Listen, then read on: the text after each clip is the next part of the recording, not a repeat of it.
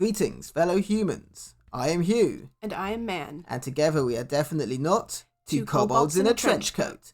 We enjoy human activities, such as paying taxes, Having existential crises, and RPG horror stories. Let's see what we've got today. Today, we have gathered 3 stories of cringe and humour for you. Firstly, a DM who doesn't understand how charisma works, an unstoppable horde of Mecha-Crabs, and some good old-fashioned misogyny. Low charisma equals bad person by Reddit user TurboWind. I once joined a campaign as a monk, and I was new to D&D, so I dumped my charisma to 8. Soon after the game started, every NPC, for some reason, hated my guts. Even a simple hello was responded aggressively. Sometimes, I would sit without saying anything and still get... Another player noticed this, and at some point, too, had advised me to speak to the DM.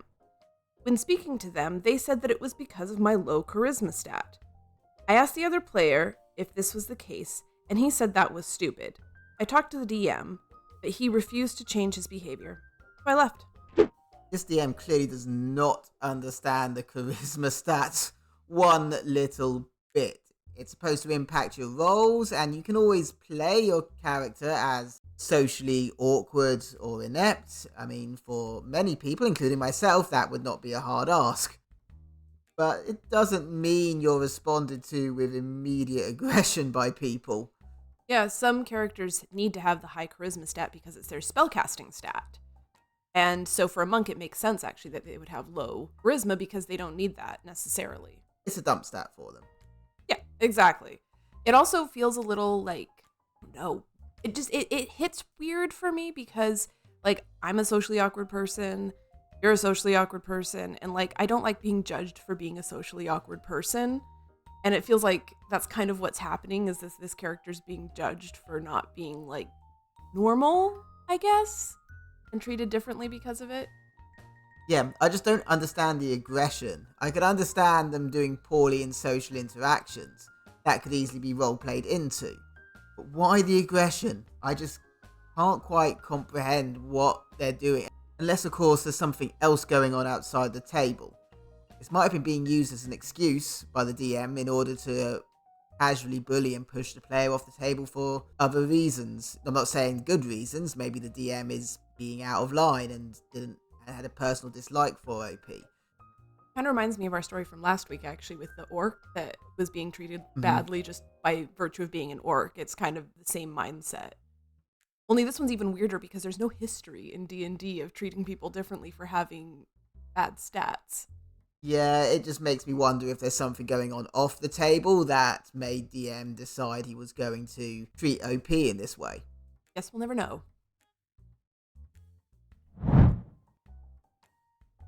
So, I made my whole party afraid of crabs accidentally, by Blue Strike X. So, I'm one of those forever DMs. People are used to me dealing with the DMing part, to the point I haven't played in years. I have my own homebrew world, but most of the content is pretty vanilla for the most part, just having its own lore and mythos. We had a pretty small party at the moment because we were trying to teach a newbie D&D, so I wasn't really going that hard. My players usually really like how my campaigns tend to be challenging but doable. In this case, there were 3 people, a cleric orc, a custom lineage paladin, and a tiefling warlock, the newbie. The last one wasn't really paying attention to the campaign, except to do dumb things, and ended up having issues because of that. Tried to annoy a very old wizard lady that guarded a village, ended up muted for a while, decided to chop her own neck to talk through the hole. What? I know this isn't the main part of the story, but that's wild, dude. How do you talk through a hole in your neck? No, you can medically make a hole there to breathe, but I didn't think you could do that to talk. Yeah, usually you make a hole in your neck to, like, clear your trachea. Yeah. When it's filling up with blood. I don't understand how they're talking out their neck hole. Tell us in the comments, how do you think they're doing it? And if, OP, you're listening, tell us how they did it. But we mostly ignored her weird funny act because we knew she wasn't really into it, and she was going to abandon pretty soon. This is one of the things you can notice.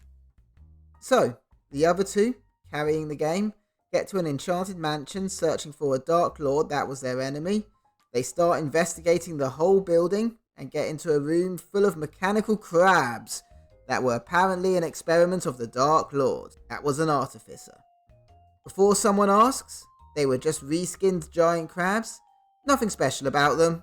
They just look like machines instead of common crabs. That's actually really clever. It reminds me of the replicators from Stargate. Yeah, that does a bit.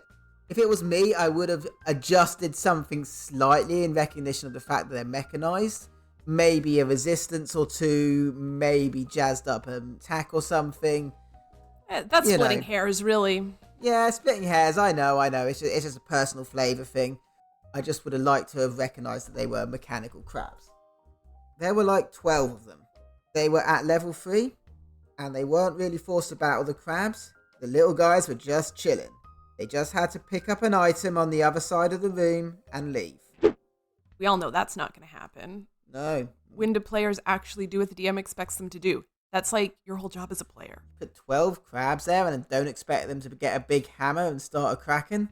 Right? That you're walking into this one, DM. You have to know your players aren't going to actually follow your directions.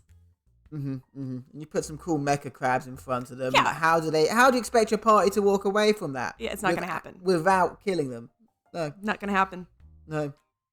But of course, the cleric orc decides to ram in because they're just crabs. The rest of the party joins, believing the same. Horror ensues when the party is surrounded by crabs that somehow land nat 20s every 3 attacks or so, with a lot of other attacks somehow surpassing an AC of 21 the cleric orc had. Fun fact, I'm somewhat unlucky to an extreme point with my rolls. Most enemies tend to fail in the most pathetic ways in the worst possible moment. Except crabs.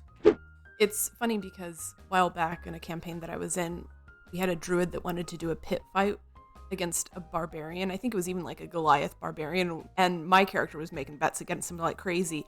He beat that guy because he had the guy he was fighting had such terrible rolls. So it can happen. The dice can sometimes just not go the way you think it's gonna go. That's why you got to make the appropriate sacrifices to the dice gods at all times. Exactly. So the cleric orc that already had to use the racial trait not to die after falling from a cliff falls to the ground, then again, after the paladin heals her, then again, until they start panicking because the warlock had no spells for covering a wide area and no one else had anything either. Oh no, this is getting out of hand. This is what happens when you don't appease the dice gods appropriately. They made it, somehow, and the campaign continues. Now we are ignoring this one and jumping to another campaign where a character related to the previous Dark Lord had some of these mechanical crabs and again sends a group of 4 with a couple of zombies Frankenstein style, like the party.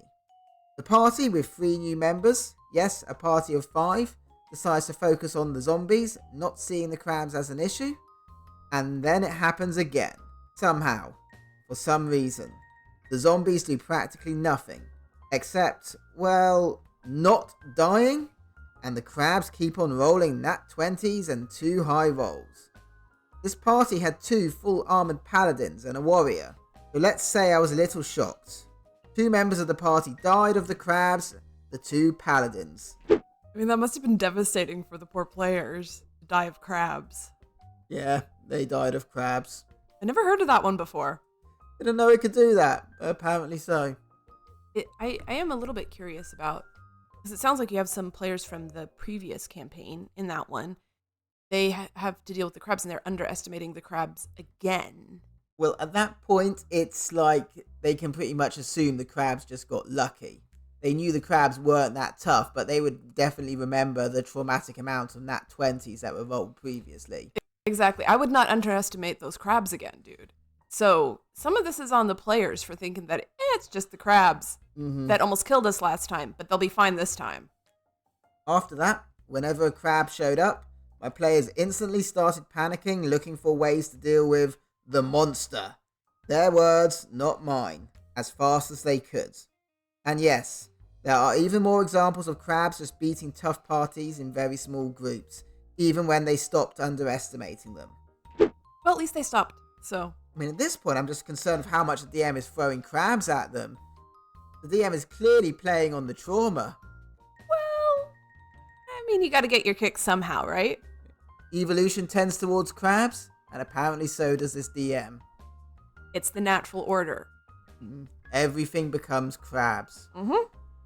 Like that one time someone decided to throw burning hands at a group of them that were ignoring the party, and they all passed the rolls just to drop that player character's HP to 0 when the combat really started.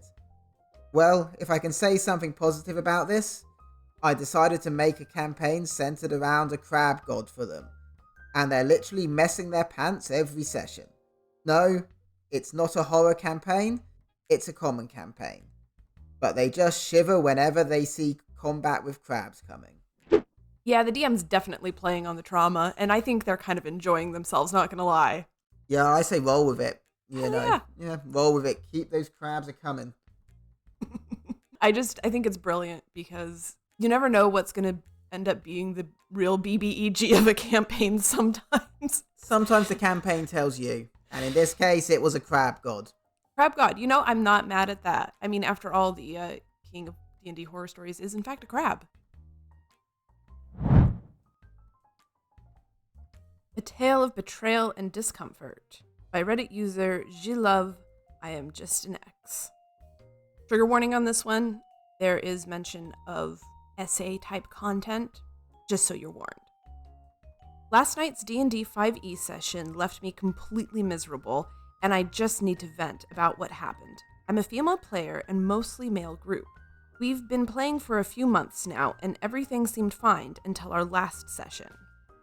Our DM, let's call him Dave, has always been a bit intense, but I never expect him to cross the line like this. We were in the middle of a crucial battle when my character, a rogue, was in a tight spot. That's when Dave announced that my character had been captured by the enemy leader, a vile sorcerer. What happened next was just appalling. Okay, so we're okay so far. We'll see where this goes, but I think Dave here has something up his sleeve. Yeah, it's a great setup to have a party member captured and then have a whole rescue mission, side quest. Somehow, I don't think that's what Dave has in mind. No, I don't think so. It would have been nice. You always hope. Maybe it's sock puppets. Yes, clearly it's going to be sock puppets. Yes, sock puppets.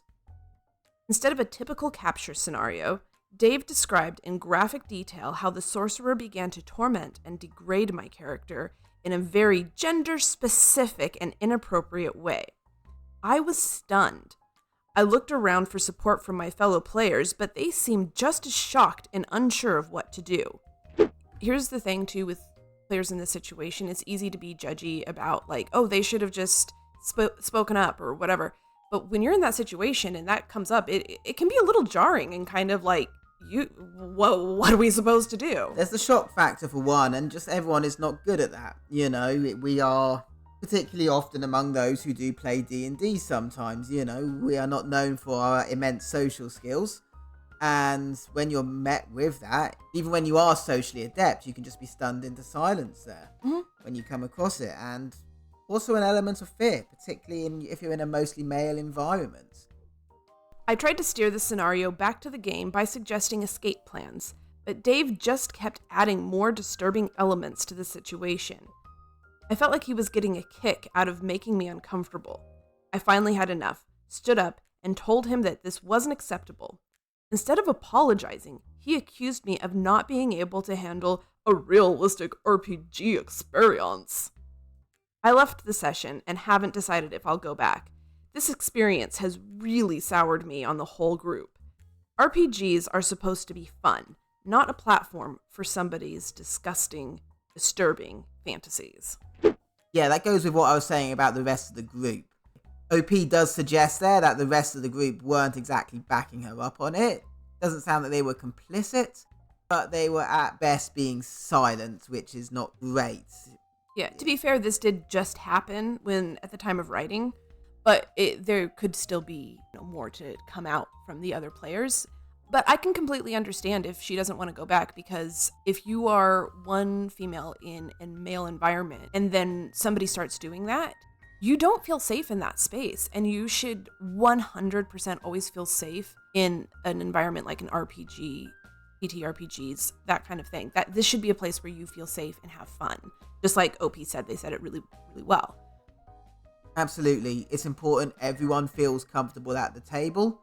And when you're the only woman at a table of all men, you are going to potentially feel more uncomfortable, particularly if one of them does start talking in terms of, well, what is not directly said, but very much sounds like it included SA.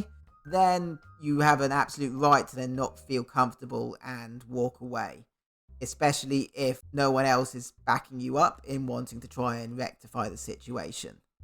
Yeah. I mean, if I were OP, I might, if there are like players that I feel comfortable talking to, I might message them or try and talk to them, outside of D&D table, just to see if, they feel the same way. Because it could be that they're like, yeah, that was really effed up, let's do something about it. Or they could be like, oh yeah, well, whatever, it's just a DM. And then, yeah, time to leave. Time to go. Absolutely. In that situation, a lot of people would feel directly uncomfortable potentially confronting someone. It's entirely possible that the other people around the table were confrontation averse, and in conversations afterwards, that might be more comfortable for them. However, if you don't immediately feel safe in a situation, removing yourself from that right away is absolutely the right thing to do. And then if you feel up to it, attempt to resolve it later through messages and see if there is anything salvageable, but only if you feel that way. You feel like you need to just walk away, 100% in your rights to do it. This is a PSA to all the men out there listening. When people say not all men, we know that, but it's scenarios like this that makes people extra cautious around men. This is a perfect example of this in this scenario. You have all other male players haven't said anything, and so the female player doesn't know if she's going to be safe in this environment. And this is why men can't just sit by and let stuff happen. I'm not saying they should white knight for her or anything, but this would be a time when you speak up and say, hey, bro, especially when the DM said, oh, this is a realistic RPG experience. You say, bro, no, it's not. That's enough. The key is to listen. Exactly.